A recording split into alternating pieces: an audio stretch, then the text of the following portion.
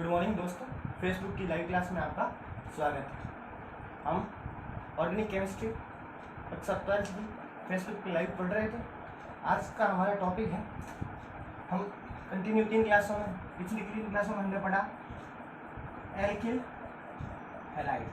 अभी तक हमने क्या क्या पढ़ लिया है इसके बारे में, वो भी थोड़ा शॉर्ट में जानेंगे इसके बारे में। सभी दोस्तों से, सभी स्टूडेंट से निवेदन है किसी एक बार शेयर कर दें, ज़्यादा से ज़्यादा बच्चों के पास ये पहुँचे, इसलिए एक बार कृपया करके शेयर कर दें। और मैं आपसे जुड़ रहा हूँ। चलो, अपन हम पढ़ रहे थे एल्किल हैलाइड। हमने पिछली क्लासों में पढ़ा एल्किल हैलाइड का नामकरण IUPAC टेक्निक द्वारा। फिर हमने पढ़ा एल्किल हैलाइड का वर्गीकरण, और अगली क्लास में पढ़ा था हमने, लास्ट क्लास में पढ़ा था एल्किल हैलाइड बनाने की विधियां, बनाने की विधि। ये 3 टॉपिक हम पूर्ववर्ती क्लासों में पढ़ चुके हैं। एल्किल हैलाइड के नामकरण के लिए IUPAC पद्धति ये भी हम पढ़ चुके हैं। वर्गीकरण पढ़ लिया है हमने एल्किल हैलाइड का, और बनाने की विधियां भी पढ़ ली है। आज हम एल्किल हैलाइड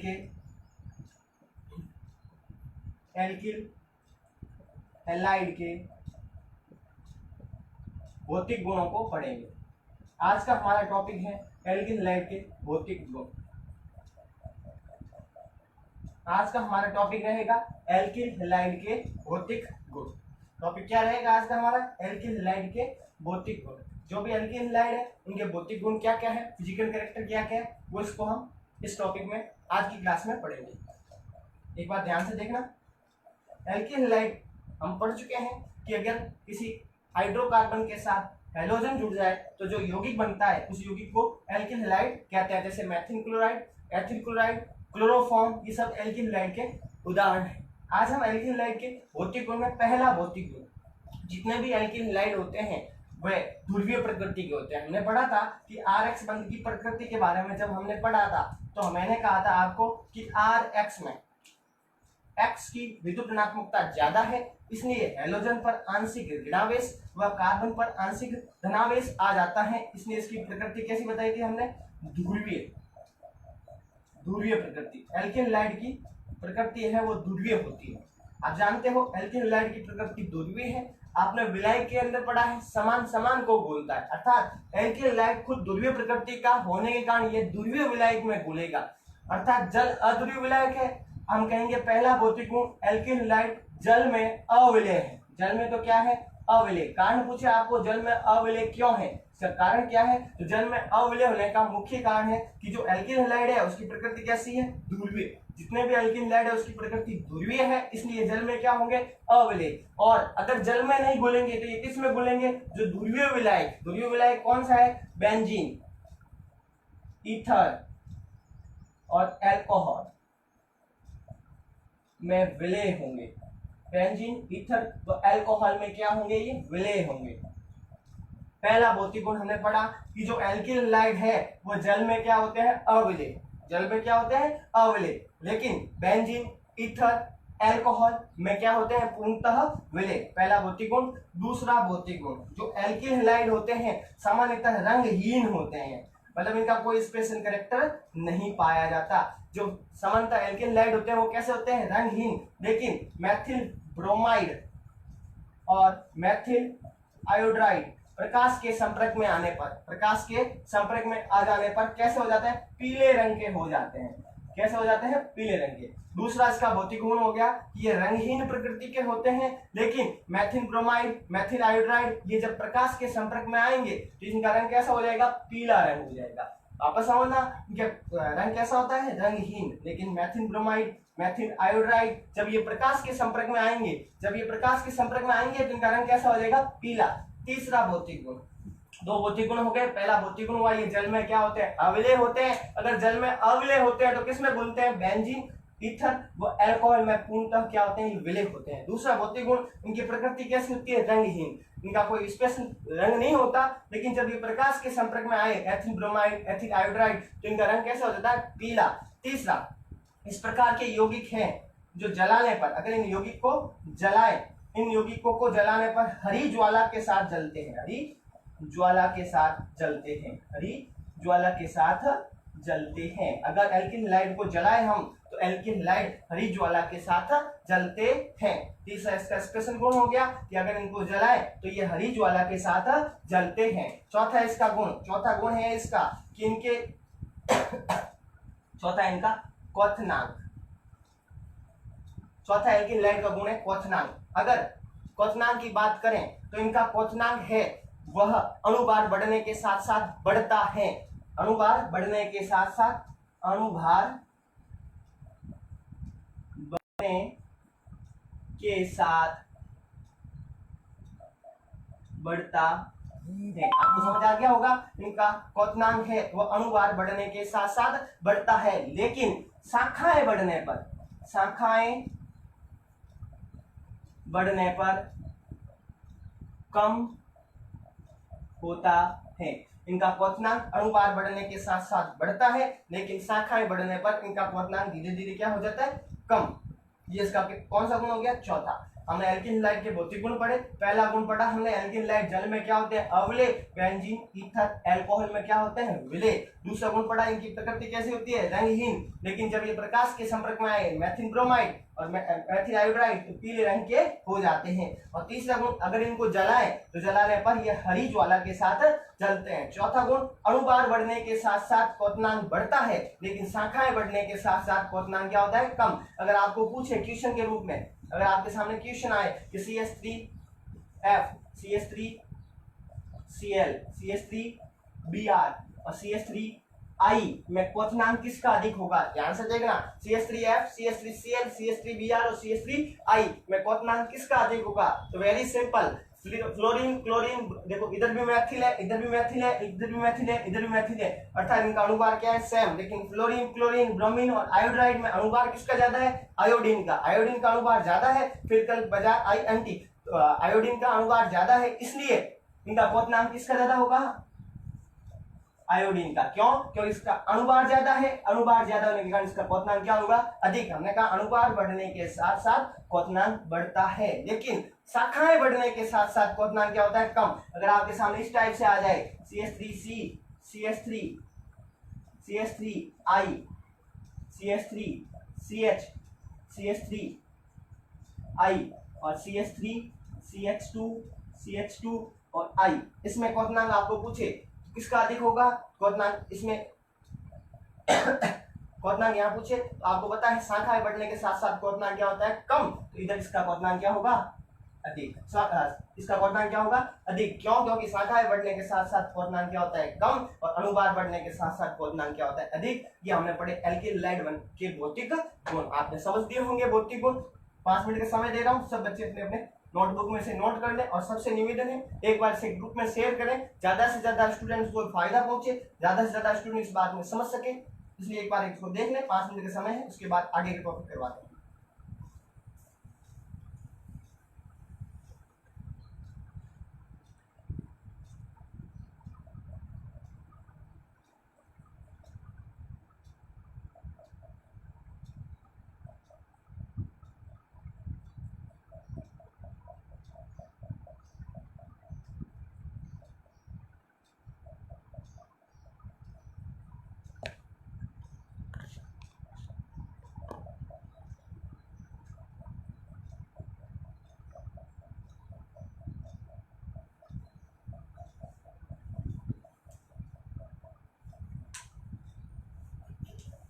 सभी बच्चों ने एक बार इसको कर लिया होगा।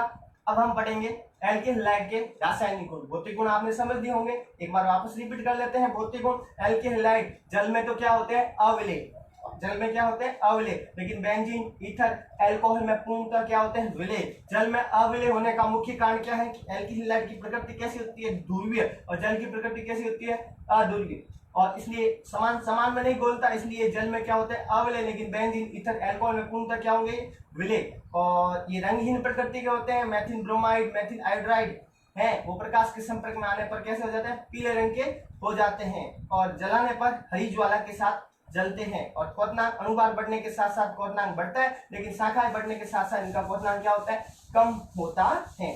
ये हमने पढ़ा है। अब आगे पढ़ेंगे एल्किल हैलाइड के रासायनिक गुण।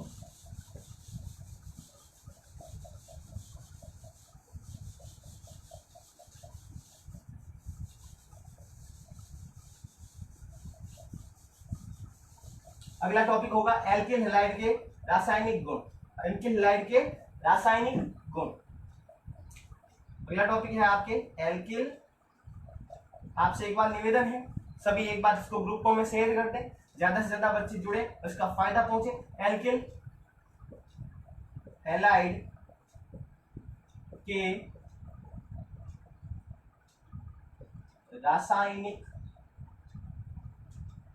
एल्किल हैलाइड के रासायनिक गुण, chemical character of alkyl halide. Alkyl halide के केमिकल कैरेक्टर पढ़ेंगे हम, एल्किल हैलाइड के रासायनिक गुण पढ़ेंगे। एल्किल हैलाइड के रासायनिक गुण में पहला गुण है आपके नाभिक स्नेही, नाभिक स्नेही प्रतिस्थापन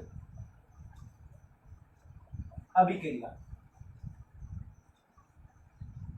एल्किल हैलाइड के रासायनिक गुण में पहला गुण है नाभिक स्नेही प्रतिस्थापन अभिक्रिया। पहला गुण क्या हो गया? नाभिक स्नेही प्रतिस्थापन अभिक्रिया। हम पढ़ रहे हैं एल्किल हैलाइड के रासायनिक गुण, chemical character of alkyl halide. सबसे पहला गुण है नाभिक स्नेही प्रतिस्थापन अभिक्रिया। सबसे पहले नाम से पता होना चाहिए नाभिक स्नेही प्रतिस्थापन अभिक्रिया किसे कहते हैं। आपके सामने प्रश्न आता है नाभिक स्नेही प्रतिस्थापन अभिक्रिया क्या है? तो ऐसी प्रतिस्थापन अभिक्रिया जिसमें हैलोजन के स्थान पर, जिसमें हैलोजन के स्थान पर कोई नाभिक स्नेही आ जाए, इस प्रकार की प्रतिस्थापन अभिक्रिया को नाभिक स्नेही प्रतिस्थापन अभिक्रिया कहते हैं। एक बार वापस देखना, ऐसी प्रतिस्थापन अभिक्रिया जिसमें हैलोजन के स्थान पर नाभिक स्नेही का आगमन हो जाए, उस प्रकार की प्रतिस्थापन अभिक्रिया को नाभिक स्नेही प्रतिस्थापन अभिक्रिया कहते हैं।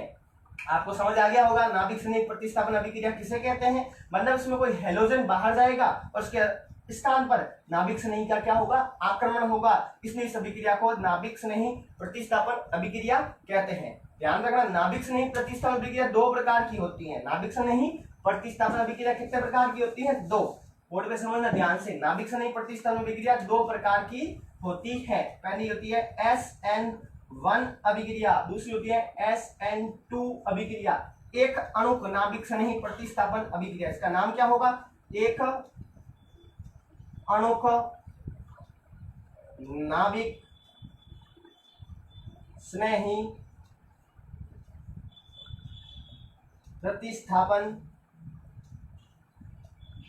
अभिक्रिया। पहली अभिक्रिया है एक अणुक नाभिक स्नेही प्रतिस्थापन अभिक्रिया। दूसरी अभिक्रिया आपके द्वि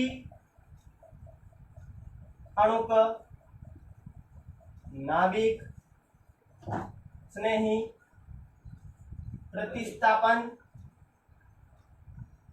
अभिक्रिया। दो प्रकार की अभिक्रिया हो गई, एक अणुक नाभिक स्नेही प्रतिस्थापन अभिक्रिया और दूसरी द्वि अणुक नाभिक स्नेही प्रतिस्थापन अभिक्रिया। आपने अभी समझा होगा नाभिक स्नेही प्रतिस्थापन अभिक्रिया किसे कहते हैं। ऐसी अभिक्रिया जिसमें हैलोजन के स्थान पर नाभिक स्नेही का आक्रमण हो जाए, जिसमें हैलोजन के स्थान पर कोई नाभिक स्नेही जुड़ जाए, उस अभिक्रिया को नाभिक स्नेही प्रतिस्थापन अभिक्रिया कहते हैं। ये दो प्रकार की होती है, एक अणुक नाभिक स्नेही प्रतिस्थापन अभिक्रिया और दूसरी है द्वि अणुक नाभिक स्नेही प्रतिस्थापन अभिक्रिया। ध्यान रखना, आपको पता होना चाहिए एक अणुक नाभिक स्नेही प्रतिस्थापन अभिक्रिया क्या है और द्वि अणुक नाभिक स्नेही प्रतिस्थापन अभिक्रिया क्या है। समझना, ऐसी नाभिक स्नेही प्रतिस्थापन अभिक्रिया जिसमें अभिक्रिया की दर, ऐसी नाभिक स्नेही प्रतिस्थापन अभिक्रिया जिसमें अभिक्रिया की दर केवल एल्किल हैलाइड की सांद्रता पर निर्भर करे, केवल एल्किल हैलाइड की सांद्रता पर निर्भर करे, उसे एक अणुक नाभिक स्नेही प्रतिस्थापन अभिक्रिया कहते हैं। वापस समझना, एक अणुक नाभिक स्नेही प्रतिस्थापन अभिक्रिया किसे कहते हैं? जिसमें अभिक्रिया की दर केवल किस पर डिपेंड करती है? एल्किल हैलाइड की सांद्रता पर। किस पर डिपेंड करती है? एल्किल हैलाइड की सांद्रता पर। ऐसी रासायनिक अभिक्रिया जिसमें अभिक्रिया की दर एल्किल हैलाइड की सांद्रता पर निर्भर करे, उसे एक अणुक नाभिक स्नेही प्रतिस्थापन अभिक्रिया कहते हैं। दूसरी नाभिक स्नेही प्रतिस्थापन अभिक्रिया आपके सामने है, द्वि अणुक नाभिक स्नेही प्रतिस्थापन अभिक्रिया। ऐसी रासायनिक प्रतिस्थापन अभिक्रिया जिसमें अभिक्रिया की दर एल्किल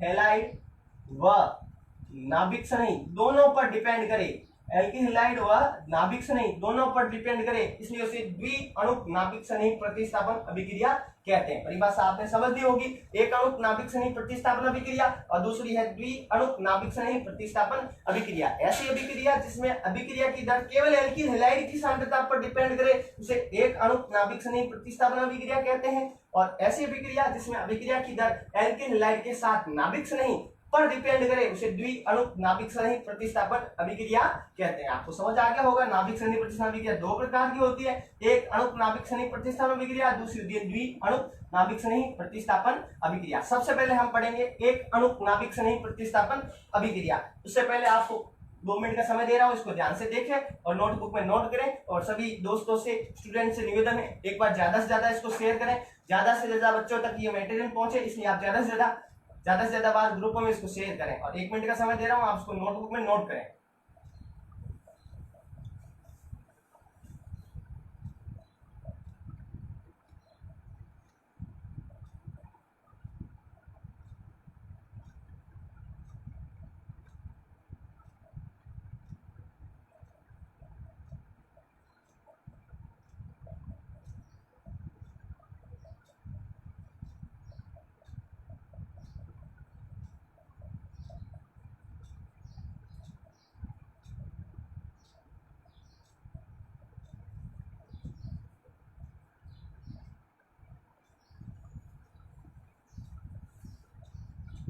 ये हो गया होगा आपके।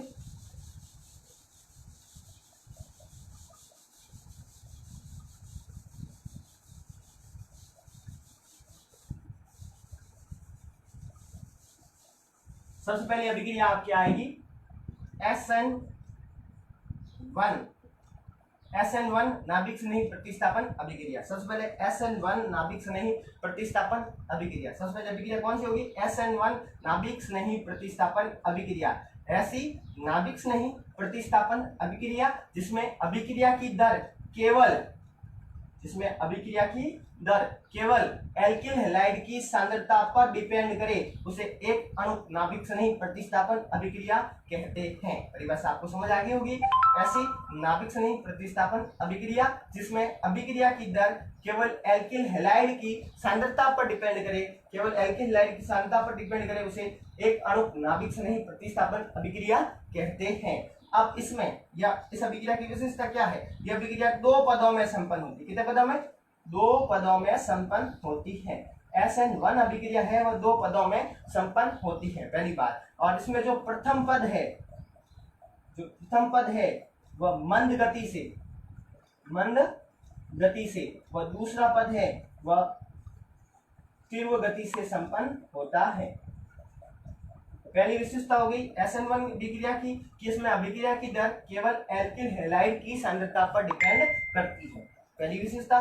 दूसरी विशेषता है कि जो यह अभिक्रिया है वो 2 पदों में संपन्न होगी। कितने पदों में होगी? 2। इसका जो फर्स्ट पद होगा वो बड़ा ही स्लो होगा और जो सेकंड पद होगा वो फास्ट होगा, और जो प्रथम पद उसमें कार्बोनियम आयन बनेगा। क्या बनेगा? कार्बोनियम आयन या कार्ब धनायन। क्या कहेंगे अपन? कार्ब धनायन। जो प्रथम पद है उसमें कार्ब धनायन का निर्माण होता है, और इसमें जो प्रथम पद है वो स्लो गति से होता है, और जो प्रथम पद है उसे वेग निर्धारक पद बोलते हैं। क्या बोलते हैं उसे? वेग निर्धारक पद, क्योंकि इसी के द्वारा अभिक्रिया के वेग को निर्धारित किया जाता है। दूसरा पॉइंट, अभिक्रिया 2 पदों में होती है। प्रथम पद मंद गति से होता है और दूसरा पद तीव्र गति से होता है। प्रथम पद में जो बनता है वो क्या बनता है? कार्बोनियम आयन या कार्ब धनायन। क्या प्राप्त होता है प्रथम पद में? कार्ब धनायन। और ये जो प्रथम पद है उसे वेग निर्धारक पद कहते हैं। जो प्रथम पद है उसे वेग निर्धारक पद, जैसे आपके पास एल्किल हैलाइड है R और X, जो फर्स्ट होगा अभिक्रिया उसमें क्या बनेगा? R प्लस X माइनस, और ये पद होगा वो स्लो होगा, मंद गति से संपन्न होगा। ये तो हो गया फर्स्ट स्टेप। और सेकंड स्टेप में क्या होगा? सेकंड स्टेप में इस R प्लस पर नाभिक स्नेही का आक्रमण होगा, और नाभिक स्नेही इसके साथ जुड़ जाएगा, और नाभिक स्नेही जुड़ के नाभिक स्नेही प्रतिस्थापन अभिक्रिया संपन्न हो जाएगी, और ये पद होगा वो क्या होगा? फास्ट।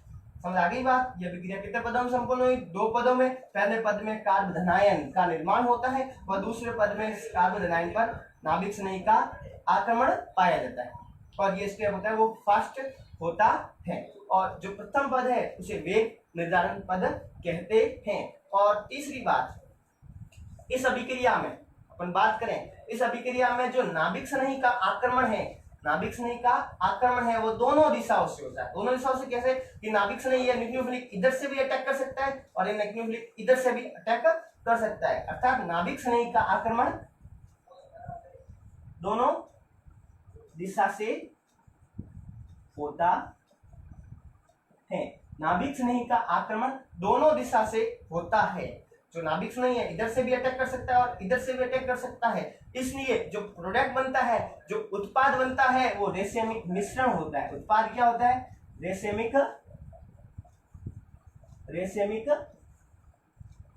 मिश्रण। जो प्रोडक्ट बनेगा वो क्या होगा? रेसेमिक मिश्रण। ये इसका तीसरा पद, क्योंकि इसमें जो नाभिक स्नेही का आक्रमण दोनों दिशाओं से, अगर वापस आगे से भी होता है और पीछे से भी होता है, इसलिए दोनों दिशाओं से नाभिक स्नेही का आक्रमण होता है। इसलिए जो प्रोडक्ट होगा वो क्या होगा? आपके रेसेमिक मिश्रण होगा। जो प्रोडक्ट होगा वो कौन सा प्राप्त होगा? रेसेमिक मिश्रण प्राप्त होगा।